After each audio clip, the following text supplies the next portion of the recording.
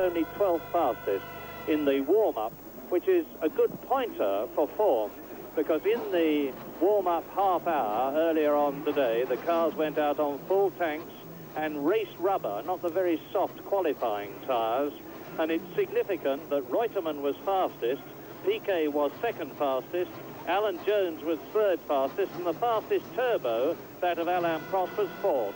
Now there is the World Championship position that I was just talking about, with Carlos Reutemann. 9 points for a win, don't forget, so Reutemann has just got a 6-point lead over Nelson Piquet, and you get 6 points for second place. Then Jacques Lafitte in third place. A big crowd, not as big as we've seen in the past, which is rather surprising because the conditions could hardly be better. It's pretty good for the non-turbocharged cars because Zandvoort is literally at sea level, so the turbos do not get the advantage that they get at altitude circuits like Kyalami in South Africa and Zeltweg in Austria. And also the conditions are not too hot today, so that also benefits the normally aspirated engines. Well, with me now, as ever, the man who won the 1975 and 1976 Grand Prix, and as you look at the map and they go round on the warm-up lap, James Hunt. Well, there go the cars around the Tarzan corner. That's a second gear hairpin at the end of the main straight. They come into that about 180 miles an hour, brake down to slow hairpin, little right-hand flick there. They go through that in third gear, and then down into one called the Hunsrug, which is the slowest corner on the circuit, the left-hander. They're just coming out of the Hunsrug, and that's the sort of tight little complex around the back of the pits after the start-finish line. Now it opens out. These bends are all completely flat out. Here, where you see Prost going away up the hill, over the brow, and then he gets on the brakes. The car goes light over the brow, and you see him coming into view now down through a long sweeping right-hander, definitely the best corner on the circuit. Difficult one, taking it about fourth gear, very quick. Down a short straight now, they then go round left-hander, which is flat out, but they've got to get onto the brakes a bit for the new slow corner put in there. Then back through the fast sweeping corners through the dunes, again all flat out and very quick indeed. They're up to about 165, 170 miles an hour, and they brake very hard as they come down to the new chicane that was put in, well, say new, nearly 10 years ago, I think, to slow the cars down. Again, goes through a right and then a left. Again, they take that in second gear, possibly, and then away they accelerate. Well, they're not accelerating now, of course, because they're on their warming-up lap, and they're coming towards the end of the lap, so the poleman Prost is bringing the field slowly in, so that they bunch up, and he doesn't have to wait the front markers don't have to wait too long for the back markers when they get on the grid. That's the final corner. You see the cars in now. Fast sweeping right-hander, not quite flat out, depending on how well your car is set up. Very difficult and very important, because that corner dominates your speed all the way down the straight, and if you do it wrong, you slow down the straight and other cars can pass you, and obviously it hurts your lap time a lot. So that's a very, very important corner, that last one onto the straight. Field weaving about a little bit, just warming up their tyres, get a bit of energy into the tyres to bring the rubber up to working temperature. These big bald racing tyres get very soft and sticky when they're hot, but they're most difficult to drive on when they're cold, and of course have very much less grip. Coming up towards the start-finish line, so I'll hand you back to Murray Walker. And the British starter, Derek Ongaro, ready to activate the lights from red to green. And it's very, very interesting to watch the turbocharged cars. I've said in the past, and I'll say again, that they are slower off the line. So watch carefully. The car behind René Arnoux, who's on the left of your picture, number 1 is the reigning world champion, Alan Jones, 4th fastest in practice. On his left and your right, tucked up underneath the rear wing of pole position man Alain Prost, turbocharged Renault, is Nelson Piquet. That's number 5, the Brazilian, of course, who finished in first place here last year and is second in the World Championship. There is the sign that the course is clear, the lights are red and green, and it's go for the Dutch Grand Prix. And corner, and before he has even reached the first corner on the first lap, Gilles Villeneuve looks as though he's been punted off the course. The Renaults are in first and second position, with Prost leading, Arnoux in second place, and then Jones and Piquet. Well, I didn't see exactly what happened there with Villeneuve, but the start, Villeneuve made a very good start from well down the field. He's in about 10th to 12th place on the grid. And I think the starter threw the green very, very quickly for them. He's supposed to wait 6 seconds. That definitely wasn't 6 seconds after the red light goes on.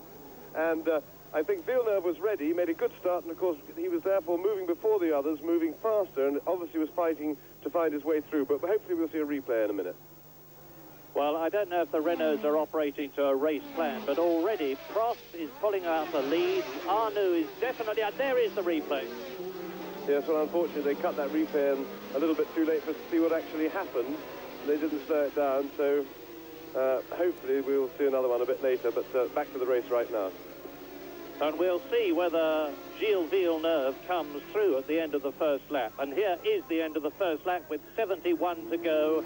And it is Prost in the lead from Arnoux. And then it's Alan Jones in third position with Piquet fourth and Jacques Lafitte as they go into the right-hander at Tarzan, which is where Andrea de Cesaris spun off in practice. And by the way, de Cesaris in the second of the two Marlboro MP4s is a non-starter, and his place has been taken by Michele Alboreto, who was 25th fastest in practice. Arnoux second then, Jones third, Piquet fourth, Lafitte fifth, Reutemann sixth, and there it was either Andretti or Giacomelli in the Alfa Romeo with a very bent and twisted front wing, which of course will badly upset the aerodynamics of the car, make the handling very difficult.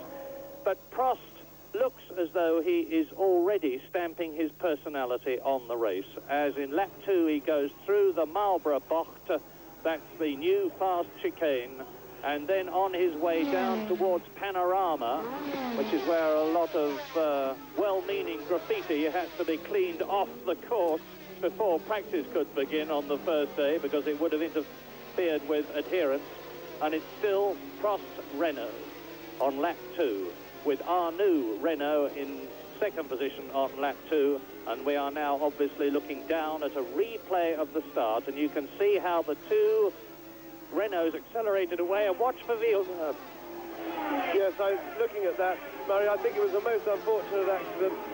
Villeneuve was going quicker than those two cars, and he went to go between them, which seemed to be a reasonable thing to do, because there was a gap there when he started the manoeuvre, and the two of them just both moved together at the same time, and it did look to me like that was very much an accident. I couldn't see who the other two cars were, but I don't think that it was reasonable to expect that they could both see him at the right time beside them. So I think that's just an unfortunate accident in the way that they can happen at the start. Well, you saw that, one of the Talbots in the pits. I don't know which one it was. I'm frantically looking down pit lane now to see if I can identify, but I can't see the car number, so I don't know. And meantime, Pironi is in the pits. So it's a disastrous race for Ferrari already, with Villeneuve off on the first lap, Pironi in on the third lap, and Prost is still leading with Arnoux, and a bunch tight up behind René Arnoux in second place, led by Alan Jones, the world champion in the Williams. Look at it. And it's Piquet still in fourth position. Jacques Lafitte, so it must have been Torbay into the pits. Yes, well, it's as usual, apart from the Renaults in front, we've got all the relevant people in the World Championship pulling up, and Jones has pulled out behind Arnoux, and amazingly Grand Prix rounds. So Andretti is obviously being held up. And the positions at the moment on lap 9 in this 72 lap, there is the leader, Alain Prost. There in second place is Alan Jones. Then in third position is Nelson Piquet. In fourth position it is Jacques Lafitte. In fifth position it is René Arnoux. Sixth is Carlos Reutemann in the points. Seventh is number 7, John Watson. Eighth is Elio De Angelis. Ninth is Riccardo Patrese, and 10th is Mario Andretti. And a lot of excitement. Nigel Mansell is down in the pits. I'm looking down at him as Jones and Prost go through, chased by Piquet and Lafitte and Reutemann. There is Reutemann, then is past René. His teammate Alain Prost seems to be going very healthily. So, but of course, I think they could have a different choice of tyres. I think, from what I understand now, with the competition with different tyre companies involved, the Renaults on their Michelin tyres were a little bit marginal with their extra power for running a soft compound. And it may be that they put Arnoux on the harder compound of tyre to make sure that he lasted, which might be making him a little bit slower. But as I say, without actually being down in the pits and checking it out, it's really impossible to tell, and there's a good chance that they wouldn't even know there if there is a mechanical problem that's slowing him down. You are looking at the battle between the yellow turbocharged Renault of René Arnoux in 6th position and John Watson in 7th place. And the gap is coming down between Alan Jones and the leader, Alain PROST.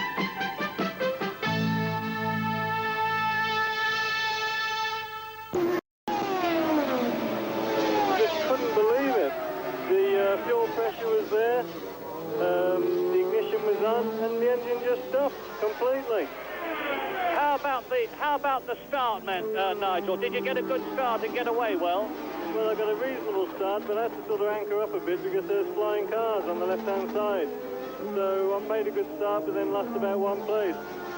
And, all right, so how are you feeling about Monza in 2 weeks' time? Well, I'm looking forward to Monza very much now. Obviously, I feel very, very bad about today. I just can't believe my luck at the moment because the car was a very, very good balance, and I was just sitting there nicely. Well, hang on, Nigel. Your luck must turn, and everybody in Britain is behind you. And everybody in Australia will be behind number 1. There he is, the world champion, Alan Jones. And that gap, which has come down from 3 seconds, then to 2.9 seconds, and then to 1.7 seconds, is down to what you can see visually with Alan Jones now having Alain PROST well and truly in his sights. They complete a lap. 1.7 seconds was the gap at the end of the Prix. And Bİlgi, his position hasn't really changed very much relative to Alain PROST since he got past Prost's teammate Arnoux. So I think if we can just get the cars to do us a favour and bunch up a bit, then we've got a really close race on our hands, because I don't think anybody's going to walk away. And I think Alan Jones and Alain PROST are sufficiently closely matched that it's going to be quite a struggle for Jones to get by the Renault. Lap 14 out of 72, and as we watch PROST, who is a very cool young customer, and he needs to be with the thundering Alan Jones in his mirrors, the positions are PROST leading number 1, Alan Jones, who is in 2nd place. Nelson Piquet comes out of Boss Sweet to complete his 14th lap in 3rd position, and there is only 1.6 seconds between Jones and Piquet. 4th is Jacques Lafitte in the Talbot. 5th is Jones's teammate Carlos Reutemann. 6th is John Watson in the points. 7th is René Arnoux, who is slipping back in the Renault all the time. 8th is Riccardo Patrese. 9th is Elio De Angelis in the John Player Special Lotus. 10th is Hector Ribac. 11th is Bruno Giacomelli. And 12th is Jean-Pierre Jarier. And bringing up the rear, as it were, the last man still in the running. There's 18 cars still on the course, with Andretti, Daly, Mansell, Pironi and Torbay out of the running, and Gilles Villeneuve, of course. And there is the gap between Alan Jones and number 1 and the leader, Alain PROST, as they go into the right-hander at Boss Sweet, and they're coming down the straight soon to complete their 15th lap. Well, it's not going to need a stopwatch soon to separate them. Now, this is Boss Sweet, I identified a bit earlier. They're into the top straight, and I see a tail ender. It's Pironi in front of them. They're catching Didier Pironi, who is back in the race, but a long way down, of course, into Tarzan. This is where brakes are really needed, because they come from 175 miles an hour down to about 110 in 2nd gear for Tarzan before they accelerate away to the Hugenholtz corner that they are at now. PROST, Jones, Alain PROST, the winner of the French Grand Prix, 2nd in Germany, but no less than 8 did not finish situations in races, as a result of which he is only 7th in the World Championship with 19 points. Piquet 3rd, Lafitte 4th, Reutemann 5th, Watson 6th, So the British Grand Prix winner, John Watson, is coming up through the field. The Marlboro MP4 handling very well indeed in practice. And now I think it's going to be a case of Harry, Alain Prost, every inch of the way by Alan Jones.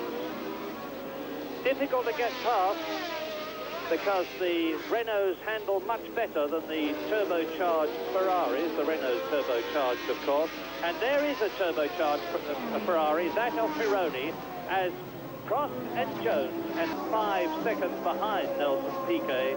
And now Prost the leader, Jones in second place, are up with Alboreto. Coming up to the Marlboro box, the left and right, new chicane. And Jones challenges.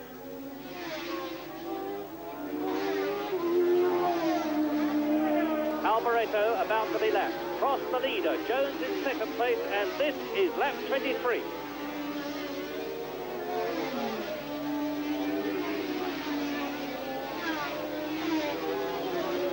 Well, Alboreto is not being very helpful at all, but I think once they get onto the main straight, Jones is very close indeed. He can't do it there. No, he has! How amazing! That was very cheeky indeed. He nipped inside the Renault. Fabulous opportunity for Jones, but I fear the Renault might just be able to slipstream his way up. It's a good time for Jones because he's got the toe from that Tyrrell in front of them. A brilliant piece of opportunism by Alan Jones.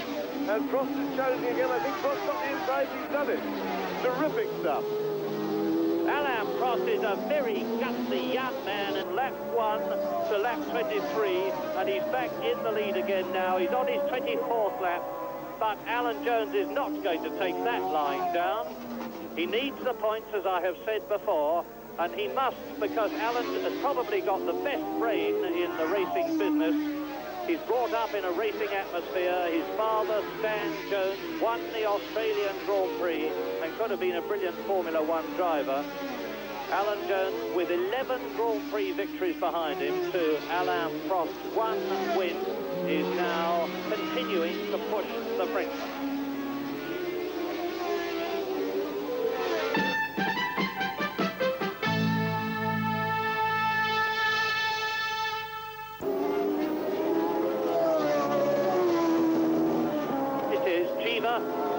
Prost the leader, Reutemann second. Cheever moves over, Prost goes through. Cheever will see Jones in his mirrors and should move over, but it's given Prost the opportunity to get through the Marlboro box bends a bit quicker, and you can see that he has pulled out the lead, and you can see that Jones is being held up, but goes through.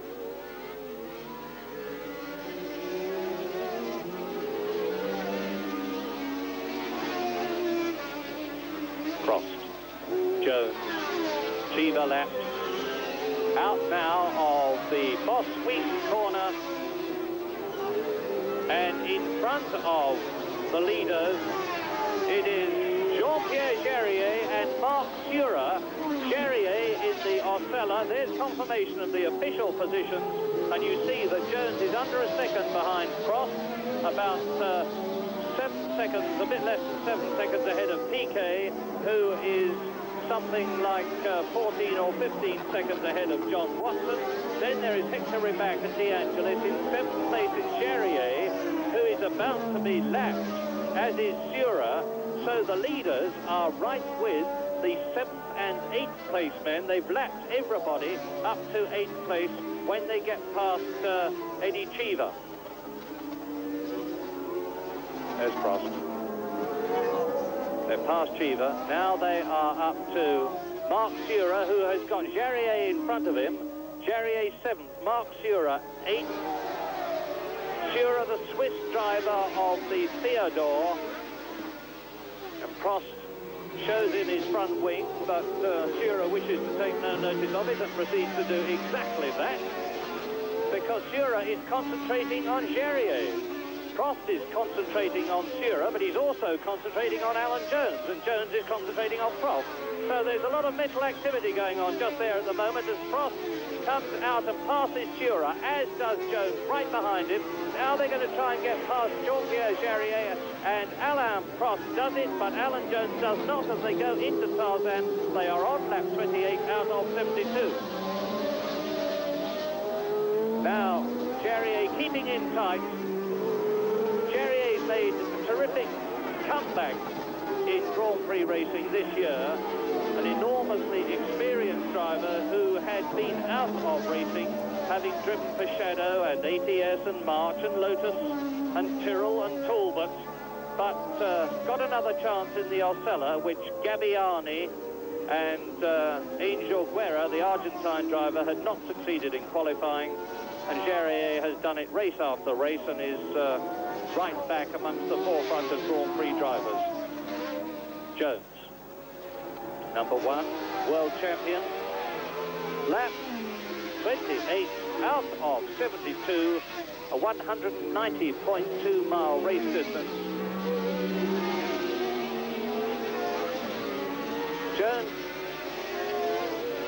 So, on lap 28 out of 72, in the lead, Alain Prost is holding that lead as he comes through to complete another lap ahead of the second place man, Alan Jones, with Nelson Piquet behind them in third position, John Watson fourth, Hector Ribach fifth, and Elio De Angelis sixth, but a long, long part of the Dutch Grand Prix still to be run.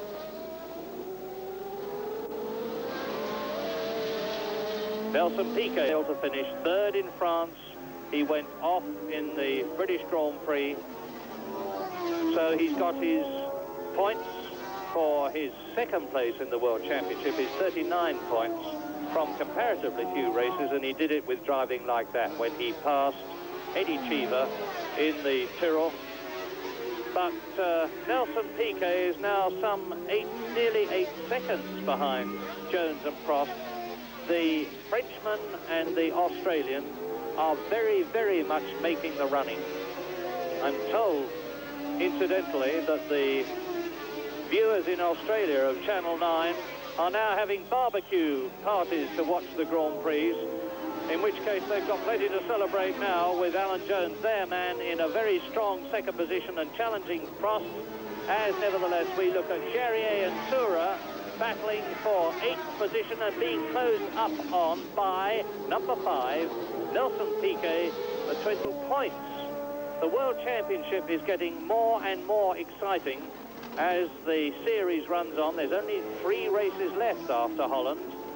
The Italian Grand Prix at Monza in a fortnight's time, then the Canadian Grand Prix, and the last race of the series, a new fixture at Las Vegas in California. Mark Sura driving extremely well. He started the season in the Ensign, finished 4th in Brazil in the wet race, a terrific charge. And Sura now has just got Nelson Piquet, there's the Brazilian behind him, looks in his mirrors.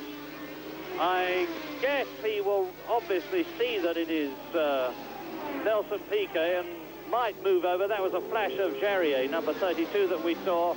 And it looks to me as Jarier is going much slower than he was before. He is, of course, a long, long way behind Sura now, as he's still in 4th place. And this is lap 31 that we're on.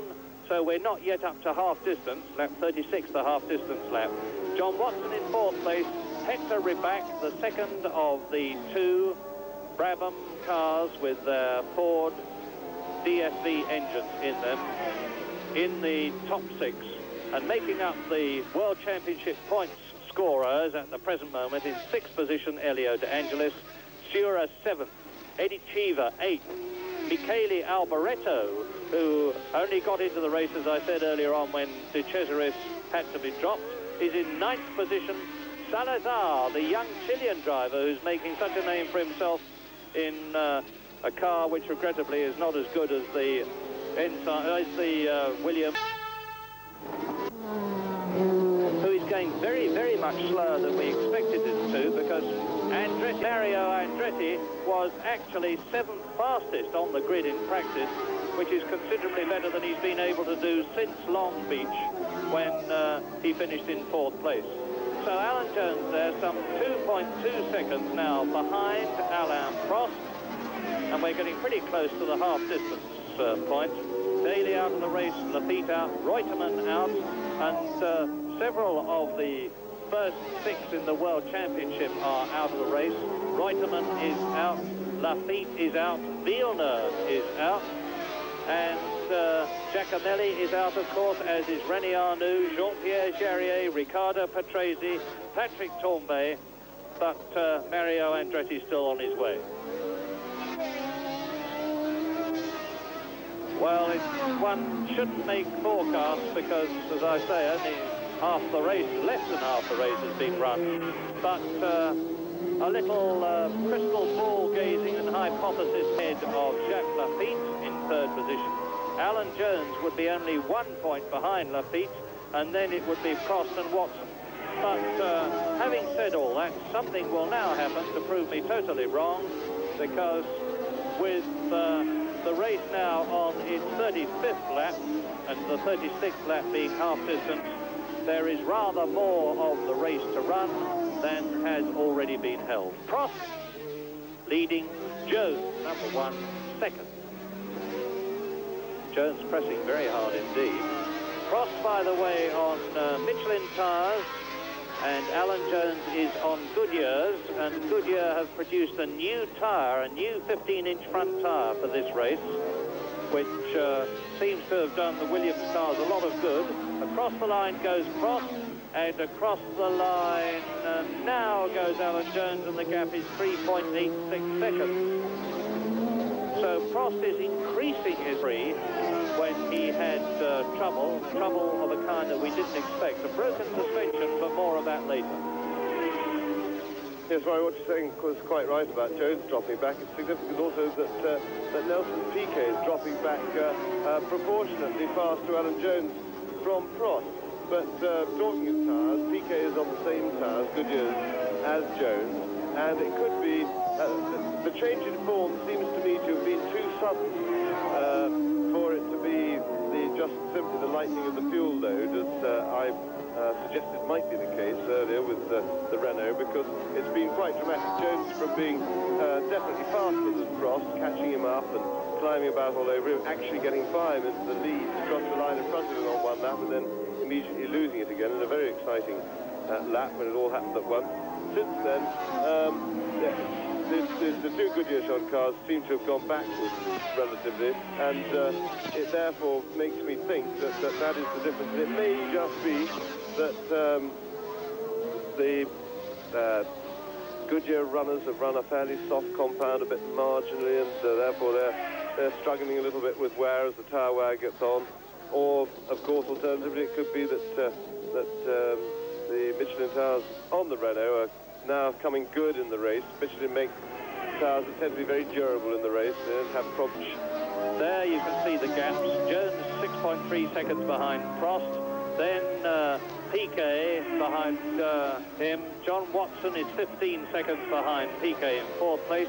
Hector Rebac and Alio De Angelis is one lap short, because he has been lapped by the race leader. Nelson Piquet, number 5, second in the World Championship this year.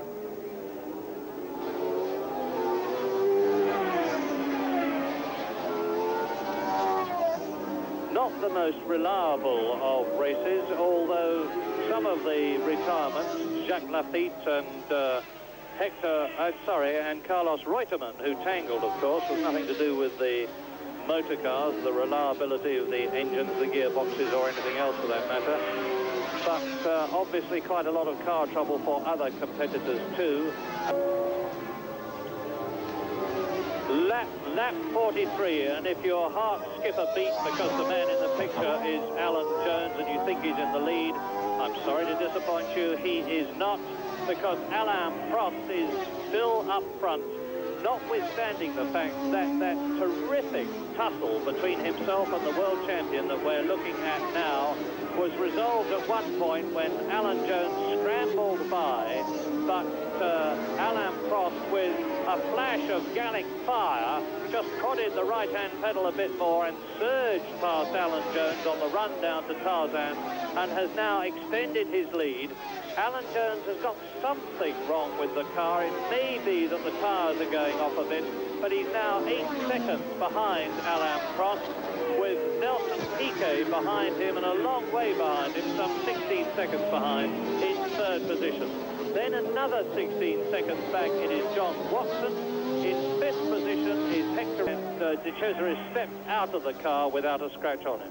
Incredible. Prost, the leader. And Prost is on his 51st lap in this 72-lap race.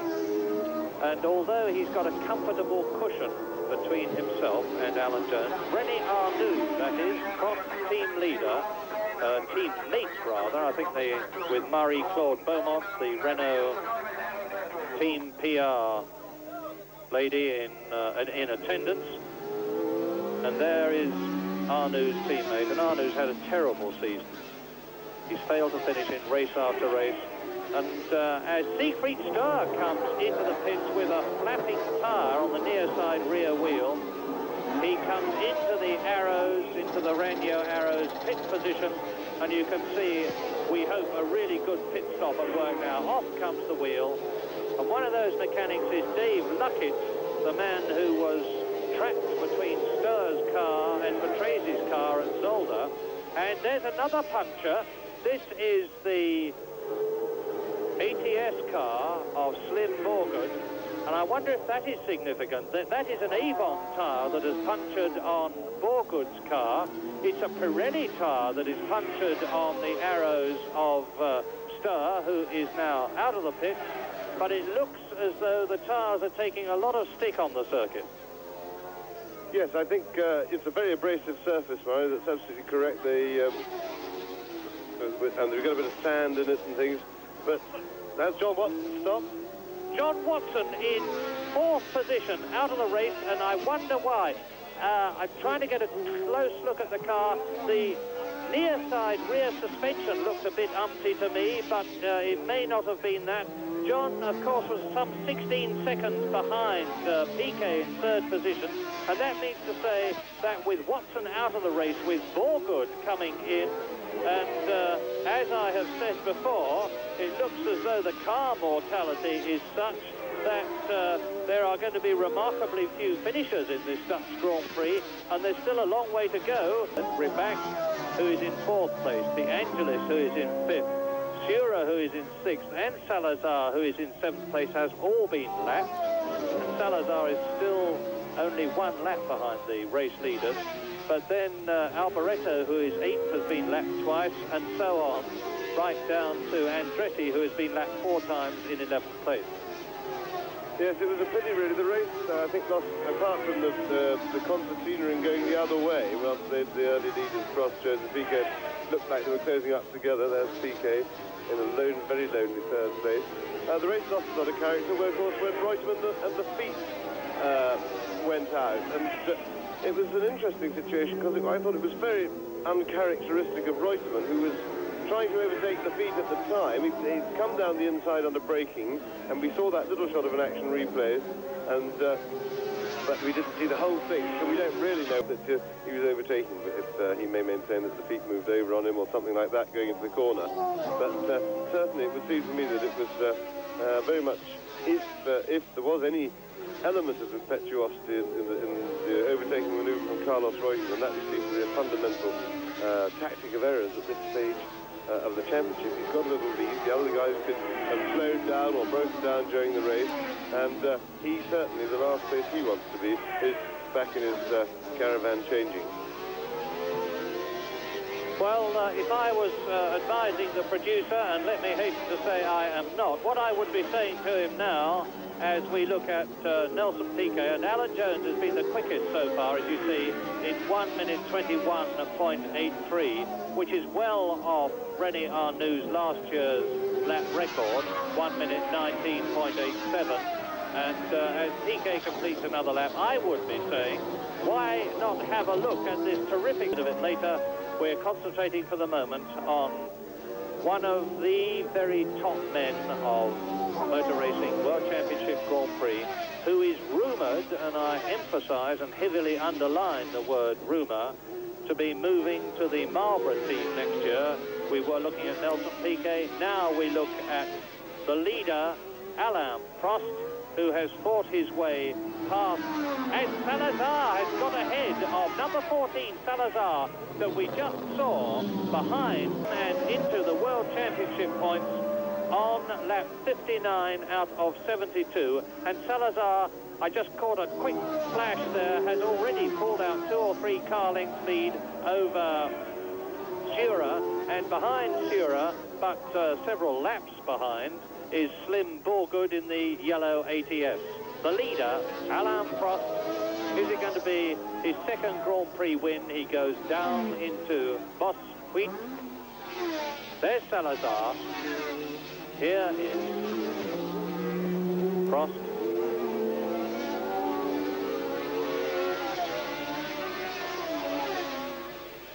And I wonder if Marc Sura is wryly thinking to himself, Eliseo Salazar took my seat in that car, because he did, as they thunder down the straight towards Tarzan behind Alain Prost, the leader.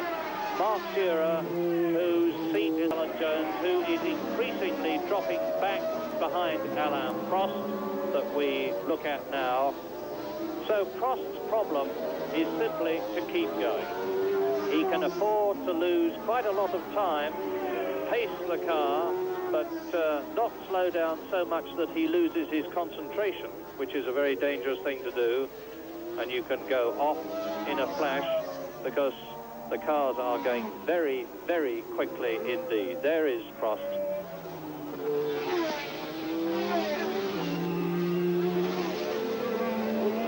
Diminutive driver. They build very small cars at Renault because they have very small drivers for them. Alain Prost and René Arnoux are both slight of stature, and Prost is completing now his 60th lap, and he goes across the line. And I've got the stopwatch running to see how far Alain Prost is now ahead of Alan Jones. Alan Jones went off so disastrously last year, giving himself plenty of room, perhaps changing up a fraction of a second earlier than he would normally do, perhaps braking a fraction earlier than he would normally do, giving the car the kindest, easiest time possible, knowing that he's still got a fair distance to go, knowing that he's got a comfortable cushion, knowing that if he can finish this race where he is, it's going to be his second Grand Prix win of 1981, making him very much the darling of France, which he made himself also, of course, when he won the French Grand Prix. And he's rather put René Arnoux' nose out of joint, because René might well have regarded himself, Prost leading, Jones second, Piquet third, Ribac a lap back, as is De Angelis and Salazar in. Prost is that much superior, or the Renault that much better than the Williams, for him to be pulling away on sheer driving ability or car superiority, as we watch Salazar now.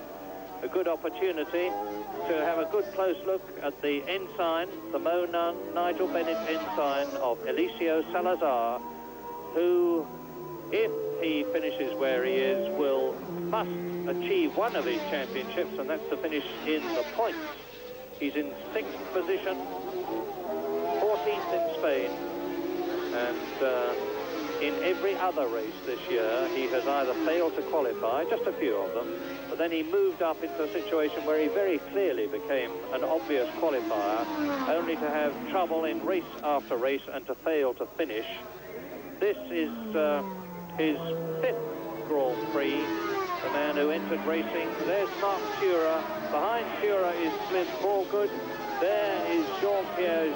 There is Hector Ribac, with Alan Jones in front of him, and Alan Jones is now about to lap the 4th place for 9 laps, including the one they are on to go. Alain Prost is leading Alan Jones by 15 seconds.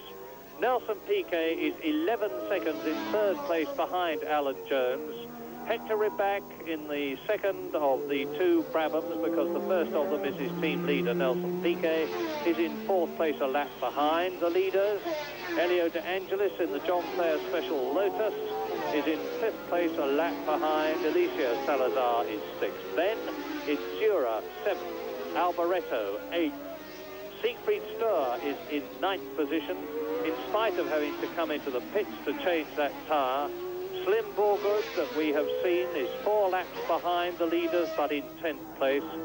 Mario Andretti is on the same lap as Borgood, and we're looking at Borgood now behind Mark Sura. Andretti is in 11th place. John Watson is out of the race altogether, as are Cheever, Jerrier, Arnoux. Piquet is gaining. It was 16 seconds. So Jones must be in trouble of a magnitude that is not just losing him time to Alain Prost, the leader, with 15 seconds between Prost and himself, but to Nelson Piquet, and this gaggle of cars in front of Jones isn't going to do him much good. He passes Sura. I don't think we have any evidence to worry unduly, Murray, yet, because Jones, I don't think has really slowed down. His gap to Prost has stayed pretty constant, although Piquet is creeping up. I think the rate of progress would have to be faster, but certainly we may get a bit of finish, and if Jones is in trouble, even that he's going to have to work hard.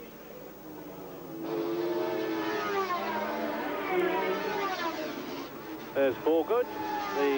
He will get 6 points for World Championship second place if he can stay there now, but Piquet has clawed his way up through the field. And it looks to me as...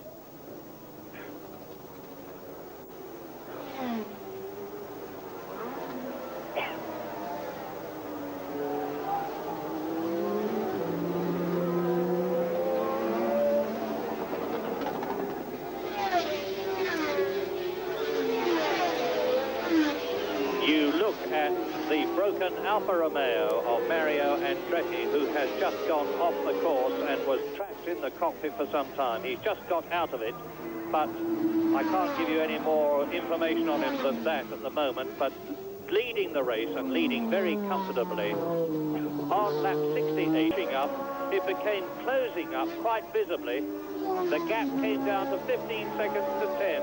And then all of a sudden, Nelson Piquet was right behind Alan Jones. And look at it again, a replay of Nelson Piquet on lap 69, taking second place at Tarzan from the world champion Alan Jones. And that really transforms the world championship situation, because Piquet, in moving up from third to second, has gained himself an extra 2 world championship points. I'm doing some quick mental arithmetic while I'm talking to you, and I reckon that if Piquet stays where he is now, that is to say in second place until the end of the race, he will be tying for the lead in the world championship with Carlos Reutemann, who went out of the race much earlier on. And this has been very much a Dutch Grand Prix of attrition, because with the drivers on the 69th lap out of 72, and we look at Alan Jones closing up on Elio De Angelis. Alan Jones now in third place, and Elio De Angelis is in 5th position. And there is Eliseo Salazar, who's driven a wonderful race, in 6th position.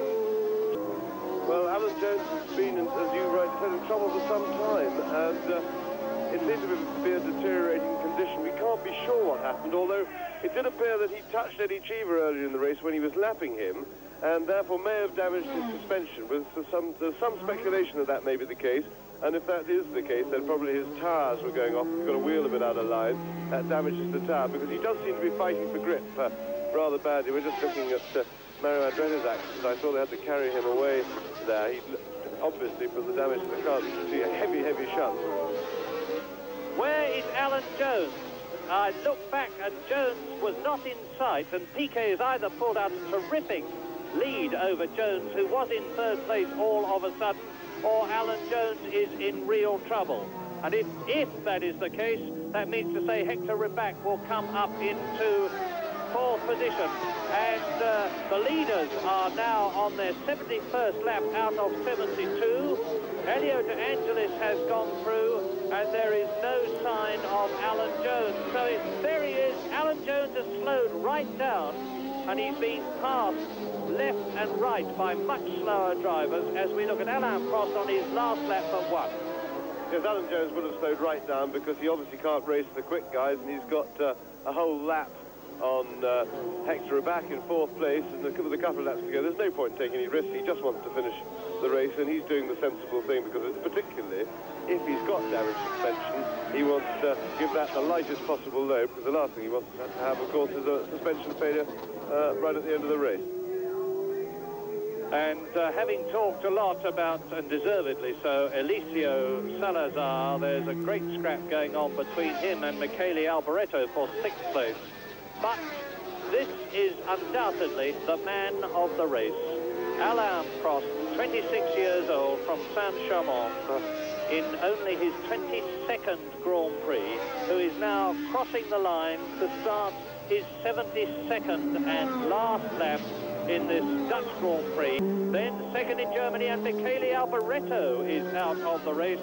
And it's a good thing it isn't more than 72 laps, because there are now only 3 drivers on the same lap. Prost, Piquet and Jones, 1st, 2nd and 3rd.